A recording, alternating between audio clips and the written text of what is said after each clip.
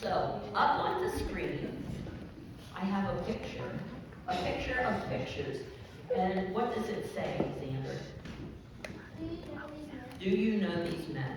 So if you can't see it very good, I'm going to start with these two. Wait, just wait, don't be so impatient. Who are these guys? Xander, tell me one. Donald Trump. Donald Trump. Okay. Mason, tell me the other one. Joe Biden. Joe Biden. So we have, these two guys. Julie, how do you know that that's Donald Trump? Because you've seen him on TV, okay? Any other reasons, Jocelyn?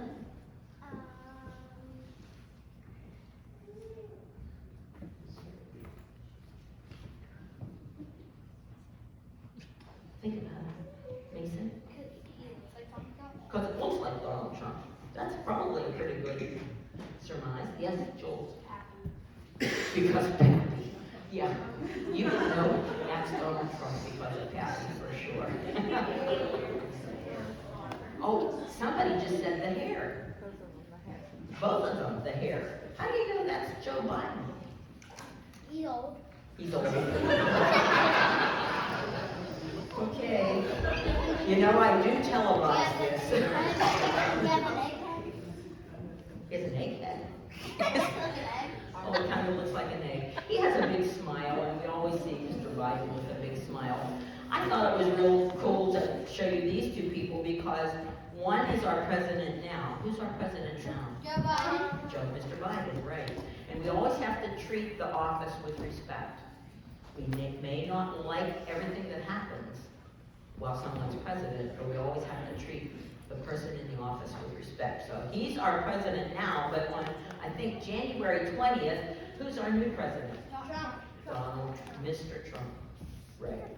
He's going to be our new president. And just like we treat Mr. Biden with respect, then we treat Mr. Trump with respect too. All right? So those are two people that are real easy to identify.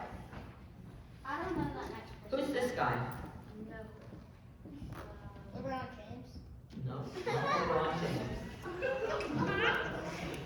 I don't think no. Do you have a guess who it might be? No. Well, that's probably a good guess. But I don't think it is. Jules. Jesus. I mean, it's what we think Jesus might look like. It's not probably what he looked like because there were no cameras. We couldn't take a picture, and there's no paintings. There's no way to really tell what Jesus looks like. But if you were going to pick somebody, this man, this likeness, probably generated by AI, is a Middle Eastern man, maybe from Israel, short, dark, curly hair, and beard. And so it's probably pretty easy to assume that it's Jesus. But we can't tell for sure because we don't know for sure, right? That's why we don't really have a lot of pictures of Jesus in our church. But I have a question for you. If we don't know what Jesus looks like,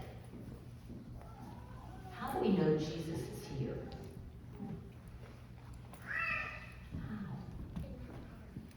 Oh, he's in our heart, right? What does he do in our heart? What does he do? He knows us. What else? He shines his light in us, right? Yeah. And we are called to, what did we just sing about?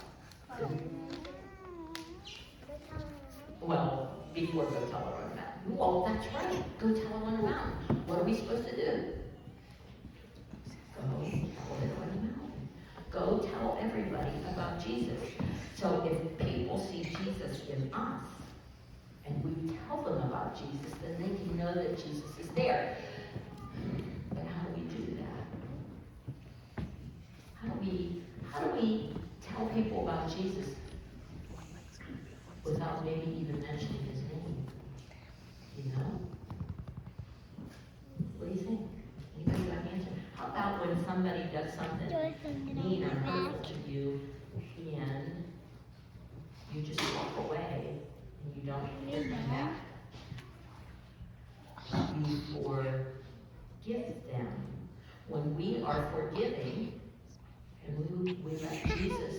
shine out of us, people see that and they say, there's something different about them. They have something, a special light in them, and that light shines. And it shines out into the world, what they call the darkness, where Jesus light. So even though we don't know what Jesus looks like, we can share Jesus with others and they can see him in you.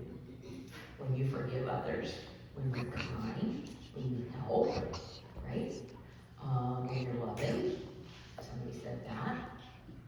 When you tell the truth, even in hard times. And when you stand up for the truth. When you stand up for being a Christian in hard times. Because there are going to be days, I'm telling you, when it's not always easy to be a Christian. People are going to go, what are you doing that for? I'm doing it because Christ told me I should. My Bible says I'm supposed to love one another just like he loves us. So that's how you let Jesus be seen by everybody. They see him in each and every one of you. So every day I want you to try and practice being like Jesus out in the world. Do one kind thing. We call those random acts of kindness. That just means it happens. It's not anything you necessarily plan, but God puts something in your path and says, okay, what are you going to do with this? How are you going to help that little person, that friend of yours? How are you going to help that person that's not your friend? How are you going to be like me? That's the challenge for 2025. And when you see somebody, maybe one of your friends doing that, you know what you could say to them? Gotcha. We did a mission trip one time, and the theme for the trip was gotcha. Every time we saw somebody do something that Jesus would like us to do, we would say, gotcha, gotcha. I saw you do something like Jesus would like. So I want to be able to say, I got you. I saw you, and I loved it. Okay? All right, hands up high. Hands down low. Hold in front, just like so. Well, there's not always easy to see you or to feel you, but we look for you.